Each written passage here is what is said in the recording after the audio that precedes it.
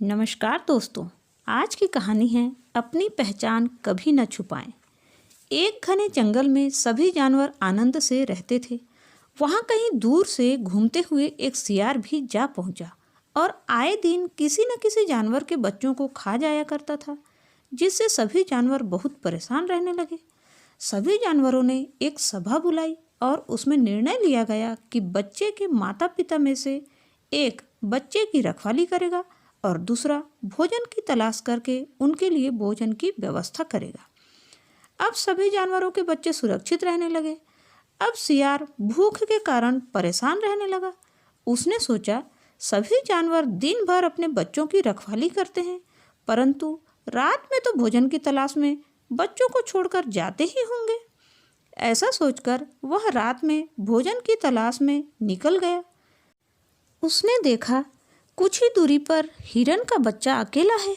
वह उसके ऊपर झपट्टा मारा, लेकिन वह अपनी जान बचाकर भागने लगा। हिरन का बच्चा तो तेज दौड़ने के कारण वहां से भाग गया, लेकिन सियार वहीं दलदल में फंस गया।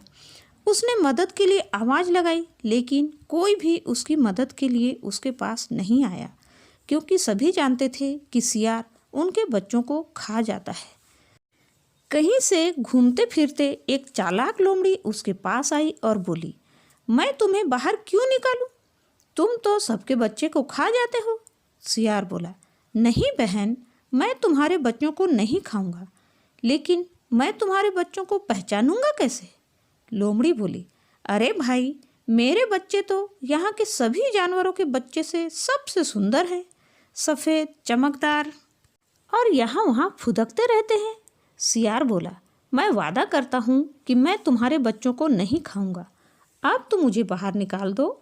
लोमड़ी ने सोचा कि मैं अगर सियार की मदद करूँ तो वह मेरे बच्चे को नहीं खाएगा और मेरे बच्चे सुरक्षित हो जाएंगे। बाकी जानवरों के बच्चों से मेरा क्या लेना देना। अब लोमड़ी ने यह खुशखबरी अपने बच्चों को भी सुनाया। उसके बच्चे भी खुशी खुशी निश्चिंत होकर बाहर घूमने निकलते, लेकिन बाकी जानवरों को यह बात पता चल गई थी कि लोमड़ी ने अपनी चालाकी से सियार को बचा लिया है, इसलिए वे अपने बच्चों को बाहर नहीं निकलने देते थे।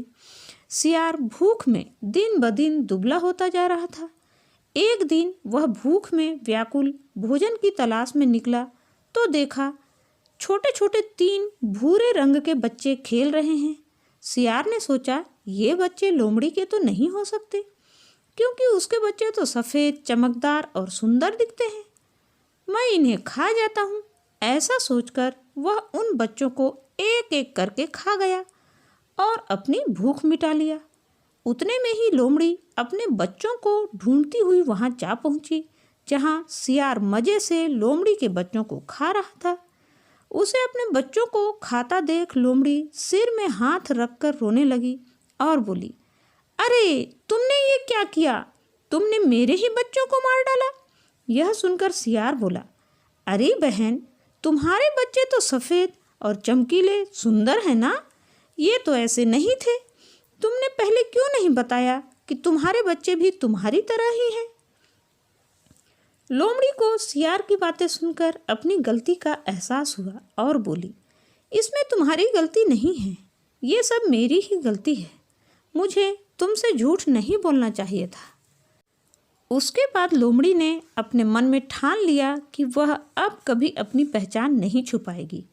तो दोस्तों, सच ही तो है, भगवान ने हमें और आपको जैसे भी बनाया है, हमें अपनी पहचान नहीं छुपानी चाहिए और निश्चिंत होकर जीवन जीना चाहिए, जिससे कोई भी काम पूरे आत्मविश्वास के साथ किया जा सके।